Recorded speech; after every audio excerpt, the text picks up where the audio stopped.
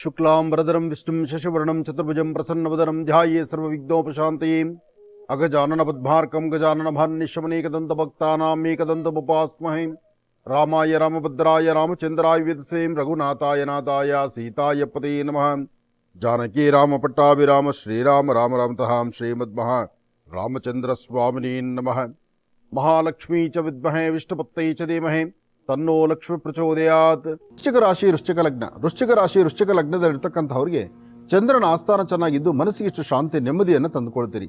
ದೂರಬಾರ ಪ್ರಯಾಣದ ಬಗ್ಗೆನೂ ಆಲೋಚನೆ ಮಾಡ್ತಾ ಇರ್ತೀರಿ. ಪುಣ್ಯಕ್ಷೇತ್ರ, ತೀರ್ಥಕ್ಷೇತ್ರ ಅಥವಾ ದೇವಾಲಯ ಅಥವಾ ಸಂಬಂಧಿಕರ ಮನೆಗಳು ಹೋಗ್ತಕ್ಕಂಥದ್ದು ಅಥವಾ ಏನಾದ್ರು ಒಂದು ಹೊಸದನವನ್ನು ಕಾಣಬೇಕು ಎಂಬತಕ್ಕಂಥ ಚಿಂತನೆಯಲ್ಲಿರ್ತಕ್ಕಂಥದ್ದು, ಕೆಲವಷ್ಟು ವಸ್ತುಗಳನ್ನು ಎಲ್ಲೋ ಇಟ್ಟು ಮರೆತು ಹುಡುಕಾಡೋದ್ರಲ್ಲಿ ಸಮಯವನ್ನು ವೃಥಾ ವೇಸ್ಟ್ ಮಾಡ್ಕೊಳ್ತಕ್ಕಂಥದ್ದು, ಇಂಥದ್ದೆಲ್ಲ ಸಮಸ್ಯೆ ಇದೆ. ವೃಶ್ಚಿಕ ರಾಶಿಯಲ್ಲಿರ್ತಕ್ಕಂಥ ರೈತರಿಗಾಗಲಿ ಅಥವಾ ಯಾವುದೇ ಒಂದು ಬೇರೆ ಒಂದು ವೃತ್ತಿ ಧರ್ಮವನ್ನು ಆಯ್ಕೆ ಮಾಡಿಕೊಂಡಿರ್ತಕ್ಕಂಥವ್ರಿಗಾದ್ರೂ ನೀವು ಮಾಡುವ ಕೆಲಸದಲ್ಲಿ ಅಷ್ಟು ಯಶಸ್ಸು ಅಂತಕ್ಕಂಥದ್ದು ಕಾಣಿಸೋದಿಲ್ಲ. ಯಶಸ್ಸು ಕಡಿಮೆನೇ ಇದೆ, ಆದರೆ ಮನಸ್ಸು ನೆಮ್ಮದಿಯಾಗಿರುತ್ತೆ. ಮನಸ್ಸು ನೆಮ್ಮದಿ ಇಟ್ಕೊಳ್ಬಹುದು.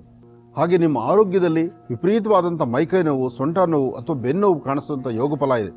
ಅಂತಹ ಅನಾರೋಗ್ಯ ಕ್ಷಣ ನಿಮ್ಮದಾದರೆ ಮೊದಲು ನೀವು ಮಾಡಬೇಕಾಗಿರ್ತಕ್ಕಂಥದ್ದು ಒಂದು ಚಿಟಿಕೆಯಷ್ಟು ಉಪ್ಪು, ಒಂದು ಚಿಟಿಕೆಯಷ್ಟು ಬೆಲ್ಲ ಮತ್ತು ಉಪ್ಪನ್ನ ನೀರಿಗೆ ಹಾಕಿ ಆ ನೀರಿನ ದೃಷ್ಟಿ ತೆಗೆದು ಹಸಿರು ಗಿಡದ ಮೇಲೆ ಚೆಲ್ಲಿದ್ರೆ ಈ ದೋಷದಿಂದಲೂ ಸಹಿತ ಮುಕ್ತರಾಗಬಹುದು. ತಾವೇನು ಅಂದುಕೊಂಡಿದ್ದಕ್ಕಿಂತ ತುಂಬ ಚೆನ್ನಾಗಿ ನೋಡ್ತೀರಿ, ಹೆಚ್ಚಿನ ಫಲವನ್ನು ಸಿದ್ಧಿಪಡಿಸ್ಕೊಳ್ತೀರಿ. ಯೋಗಗಳಂತಕ್ಕಂಥದ್ದು ಚೆನ್ನಾಗಿದೆ. ಅಥವಾ ಒಂದಷ್ಟು ಬೆಲೆ ಬಾಳುವ ಪದಾರ್ಥಗಳಾಗಿರಲಿ ಅಥವಾ ಹಿಂದೆಲ್ಲೋ ಕಳ್ಕೊಂಡಿರ್ತಕ್ಕಂಥದ್ದನ್ನು ಸಿದ್ಧಿಪಡಿಸ್ಕೊಳ್ಳೋದು ಪಡೆಯುವಂತಹ ಒಂದು ಯೋಗ ಫಲ ಆಗಿರಲಿ. ಎಲ್ಲಕ್ಕಿಂತ ಮುಖ್ಯವಾಗಿ ಕುಟುಂಬದಲ್ಲಿ ಬರ್ತಕ್ಕಂಥ ಕಲಹಗಳಿಂದ ಮುಕ್ತರಾಗಿ ಒಂದಷ್ಟು ಶಾಂತಿ ಸಮಾಧಾನವನ್ನು ಸಿದ್ಧಿಪಡಿಸ್ಕೊಳ್ಳುವಂಥ ನಿಟ್ಟಿನಲ್ಲೂ ನೀವು ಅನುಕೂಲವನ್ನು ಸಿದ್ಧಿಪಡಿಸ್ಕೊಳ್ತೀರಿ. ಸಾಧ್ಯವಾದಷ್ಟು ನಿಮ್ಮ ಗುರು ಹಿರಿಯರ ಮಾತಿಗೆ ಕಟ್ಟಿಬಿದ್ದು ಅವರು ಹೇಳುವಂಥ ಮಾತನ್ನೇ ಮನಸ್ಸಲ್ಲಿಟ್ಟುಕೊಂಡು ನಡೆದ್ರೆ ಮತ್ತಷ್ಟು ಅದೃಷ್ಟ ಅಂತಕ್ಕಂಥದ್ದು ನಿಮ್ಮದಾಗುತ್ತೆ. ವಿದ್ಯಾರ್ಥಿನಿಯರು ಓದೋದ್ರ ಕಡೆ ಹೆಚ್ಚು ಗಮನ ಕೊಡಬೇಕು. ನಿಮ್ಮ ವಿದ್ಯಾಭ್ಯಾಸವನ್ನು ಮತ್ತಷ್ಟು ಅಭಿವೃದ್ಧಿಪಡಿಸ್ಕೊಳ್ಬೇಕು. ಆದರೆ ಕೆಲವು ಕೆಲಸಕ್ಕೆ ಬಾರದಂಥ ಚಿಂತನೆಗಳಿಂದ ಮಾನಸಿಕವಾಗಿ ಒತ್ತಡಕ್ಕೆ ಸಿಲುಕೊಳ್ತಾ ಇದ್ದೀರಿ. ಹಾಗೆ ತೃಪ್ತಿಕರವಾಗಿರಬೇಕಾಗಿರ್ತಕ್ಕಂತಹ ರೀತಿಯಲ್ಲಿ ಒಂದಷ್ಟು ಅಸಮಾಧಾನದ ಸನ್ನಿವೇಶ ನಿಮಗೆ ಎದುರಾಗ್ತಾ ಇರೋದ್ರಿಂದ ಮನಸ್ಸು ಶಾಂತಿ ನೆಮ್ಮದಿ ಇಲ್ದಿರ ಒದ್ದಾಡುವಂಥ ಪರಿಸ್ಥಿತಿ ಆಗುತ್ತೆ. ನೀವು ಮಾಡುವಂತಹ ಕೆಲಸದಲ್ಲಿ ಒಂದು ಬದಲಾವಣೆ ತಂದುಕೊಳ್ಬೋದಾದ್ರೆ ತಾಯಿ ಶಂಕರಿಯನ್ನ, ಭಗವತಿಯನ್ನ, ದುರ್ಗೆಯನ್ನ ಪ್ರಾರ್ಥನೆ ಮಾಡತಕ್ಕಂಥದ್ದು. ರಾಹುಕಾಲದಲ್ಲಿ ಹುತ್ತದ ಮಣ್ಣು ಹತ್ತಿರದಲ್ಲಿ ಎಲ್ಲಾದ್ರೂ ಒಂದು ಕಡೆ ಹುತ್ತದ ಮಣ್ಣನ್ನು ನೋಡಿ ಆ ಹುತ್ತದ ಮಣ್ಣನ್ನ ಮಹಾಮೃತ್ತಿಗೆ ಪ್ರಸಾದ ಅಂತ ಒಂಚೂರು ಹಣೆಗಚ್ಕೊಂಡು ತದನಂತರ ಮುಂದಿನ ಕಾಯಕಕ್ಕೆ ನೀವು ಮುಂದಾದ್ರೆ ಮತ್ತಷ್ಟು ಲಾಭವನ್ನು ಸಿದ್ಧಿಪಡಿಸ್ಕೊಳ್ತೀರಿ.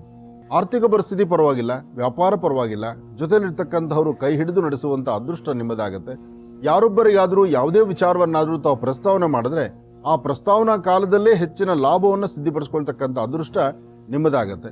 ಹಾಗೆ ಮನಸ್ಸಲ್ಲಿರ್ತಕ್ಕಂತಹ ದುಃಖ ದುಮ್ಮಾನವನ್ನು ದೂರ ಮಾಡಿಕೊಂಡು ಶಾಂತಿ ಸಮಾಧಾನವನ್ನು ನಿಮ್ಮದಾಗಿಸ್ಕೋಬೇಕಾದ್ರೆ ಮೊದಲು ಗಣಪತಿಯನ್ನು ಪ್ರಾರ್ಥನೆ ಮಾಡಿ.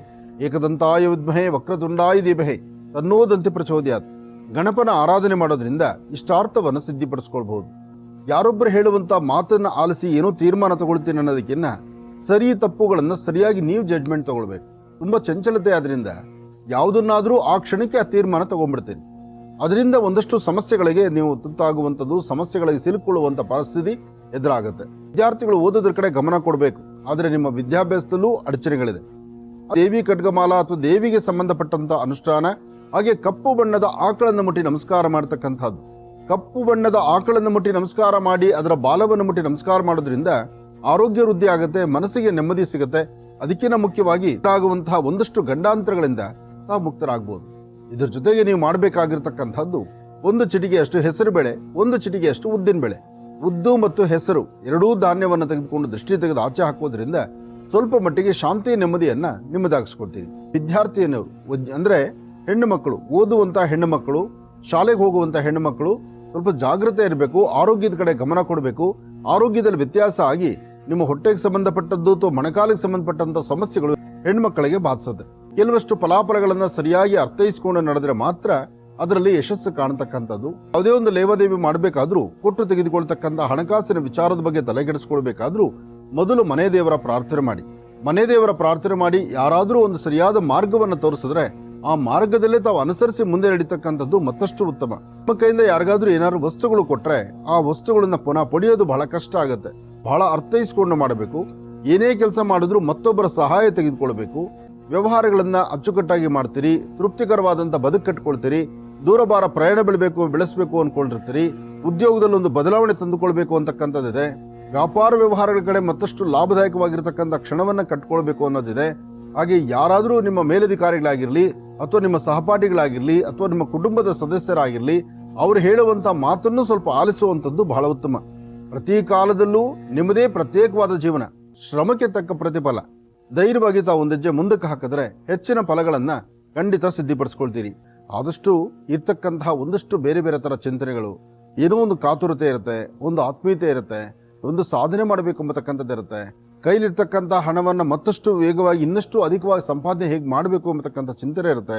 ಇದೆಲ್ಲದರ ಜೊತೆಗೆ ನಿಮ್ಮ ಆರೋಗ್ಯದಲ್ಲೂ ಸಣ್ಣ ಪಟ್ಟ ವ್ಯತ್ಯಾಸ ಆಗುತ್ತೆ. ಯಾವ ಕೆಲಸ ಮಾಡ್ಲಿಕ್ಕೂ ಇಂಟ್ರೆಸ್ಟ್ ಇರಲ್ಲ. ಬಲವಂತ ಮಾಗಸ್ನಾನ, ಹೊಸ ಪರಿಚಯ, ಹೊಸ ಸ್ನೇಹ ಅಥವಾ ಇನ್ನೇನೋ ಒಂದು ವ್ಯತ್ಯಾಸಗಳಾಗ್ತಕ್ಕಂಥದ್ದು. ಹಾಗೆ ಸಾಕು ಪ್ರಾಣಿಗಳ ಹತ್ರಲೂ ಅಷ್ಟೇ ಜಾಗೃತೆ ಇರಬೇಕು. ಸಾಕು ಪ್ರಾಣಿಗಳ ಜೊತೆಯಲ್ಲಿದ್ದಾಗ ಬಹಳಷ್ಟು ಜಾಗೃತೆ ಇದ್ದರೆ ಮಾತ್ರ ಫಲಾಫಲಗಳನ್ನ ನಿಮ್ಮದಾಗಿಸ್ಕೊಳ್ತೀರಿ.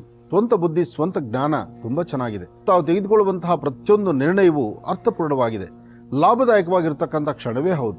ಆದರೆ ಮನಸ್ಸಲ್ಲಿರ್ತಕ್ಕಂತಹ ನೋವಿನ ಕ್ಷಣಗಳಿದೆಯಲ್ಲ, ಇದು ಬಹಳಷ್ಟು ಕಷ್ಟನೇ. ಇದರಿಂದ ನೀವು ಮುಕ್ತರಾಗಬೇಕು. ಇದರಿಂದ ಏನಾದ್ರು ಒಂದು ಸಾಧನೆ ಮಾಡಬೇಕು, ಫಲಾಫಲಗಳನ್ನು ಸಿದ್ಧಿಪಡಿಸ್ಕೊಳ್ಬೇಕು.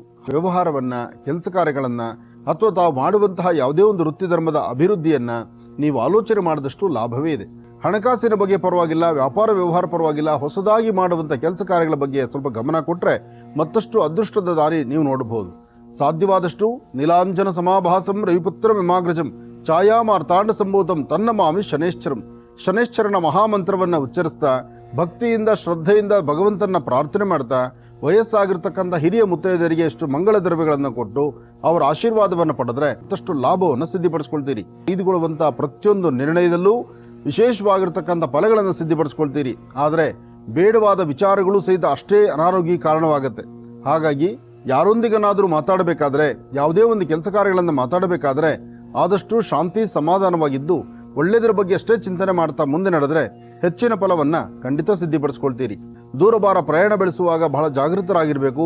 ಅತಿಯಾದಂಥ ವೇಗವಾಗಿ ಚಲಿಸ್ತಕ್ಕಂಥದ್ದು ಸಮಂಜಸ ಅಲ್ಲ. ಯಾವುದೇ ಕಾಗದ ಪತ್ರಗಳಿಗೆ ಸೈನ್ ಹಾಕಬೇಕಾದ್ರೂ ಸಹಿತ ಯೋಚನೆ ಮಾಡಬೇಕು. ನಿಮಗೆ ಮಾರ್ಗದರ್ಶನ ಕೊಡ್ತಕ್ಕಂಥವ್ರು, ನಿಮ್ಮ ಜೊತೆಯಲ್ಲಿರ್ತಕ್ಕಂಥವ್ರು ಅಥವಾ ನಿಮಗೆ ಸಲಹೆಗಳನ್ನು ಕೊಡ್ತಕ್ಕಂಥವ್ರು, ಅವರು ಕೊಡುವ ಮಾತೇ ನಿಮಗೆ ಅಂತಿಮ ಆಗಬಾರ್ದು. ನಿಮ್ಮ ಆಲೋಚನೆ ಬಹಳ ಇರಬೇಕು. ನೀವು ಯೋಚನೆ ಮಾಡಿ ಸರಿ ತಪ್ಪುಗಳ ಸರಿಯಾದ ಮಾರ್ಗದಲ್ಲಿ ನಡೆದ್ರೆ ಮಾತ್ರ ಫಲ ಸಿಗ್ತಕ್ಕಂಥದ್ದು. ಒಂದಷ್ಟು ಜನ ನಿಮ್ಮ ಬೆನ್ನು ಒದ್ದಾಡ್ತೀರಿ, ಒಂದಷ್ಟು ಜನ ಹೆಣ್ಣು ಮಕ್ಕಳು ಕಿಬ್ಬಟ್ಟೆನೋ ಒದ್ದಾಡ್ತೀರಿ, ಒಂದಷ್ಟು ಮಾಡದಿರತಕ್ಕಂಥ ತಪ್ಪು ಒಪ್ಪಿಗೆ ತಲೆಬಗ್ಸಿ ನಿಲ್ಲಬೇಕಾದ ಪರಿಸ್ಥಿತಿ ಎದುರಾಗಬಹುದು. ಯಾವುದೇ ಸಮಸ್ಯೆ ಆದರೂ ಒಂದು ಪರಿಹಾರ ಅಂತೂ ಬೇಕು. ಆ ಪರಿಹಾರಕ್ಕಾಗಿ ನೀವು ಮಾಡಬೇಕಾದ್ದು ಒಂದು ಚಿಟಿಕೆಯಷ್ಟು ಗೋಧಿ, ಒಂದಷ್ಟು ಕೆಂಪು ಹೂಗಳು. ಗೋಧಿ ಮತ್ತು ಕೆಂಪು ಹೂಗಳನ್ನು ಅಂಗೈಯಲ್ಲಿ ತೆಗೆದುಕೊಂಡು ಪೂರ್ವಾಭಿಮುಖವಾಗಿ ನಿಂತು ಮನೆ ದೇವರ ಪ್ರಾರ್ಥನೆ ಮಾಡಿ ಅದನ್ನು ಹಸಿರು ಗಿಡದ ಮೇಲೆ ಹಾಕಿ. ಇದರ ಜೊತೆಗೆ ಸಾಧ್ಯವಾದರೆ ಮನೆಯಲ್ಲಿರ್ತಕ್ಕಂಥ ಹಿರಿಯರ ಸಮ್ಮುಖದಲ್ಲಿ ಕೂತು ಹಸನ್ಮುಖಿಯಾಗಿ ಏನಾದ್ರು ಒಂದಷ್ಟು ಮಾಡಬೇಕು, ಯಾವುದಾದ್ರು ಒಂದು ಲಾಭ ತಗೋಬೇಕು ಅಂತೇಳಿ ಒಂದಷ್ಟು ಗೋಧಿ ಮತ್ತು ಸಕ್ಕರೆ ಅಥವಾ ಗೋಧಿ ಮತ್ತು ಬೆಲ್ಲ ಇಂತಹದ್ದನ್ನ, ಗೋಧಿಯಿಂದ ಮಾಡಿರ್ತಕ್ಕಂಥ ಸಿಹಿ ಪದಾರ್ಥವನ್ನ ಯಾರಾದರೂ ಮಕ್ಕಳಿಗೋ ಹಿರಿಯರಿಗೋ ಕೊಟ್ಟೊಂದು ಪ್ರಾರ್ಥನೆ ಮಾಡಿ. ಜೊತೆಗೆ ಗುರುವಿನ ಅನುಗ್ರಹ ಆಗುತ್ತೆ, ಇರ್ತಕ್ಕಂಥ ದೋಷ ದೂರ ಆಗುತ್ತೆ. ಒಳ್ಳೆಯದಾಗ್ಲಿ, ಶುಭವಾಗ್ಲಿ.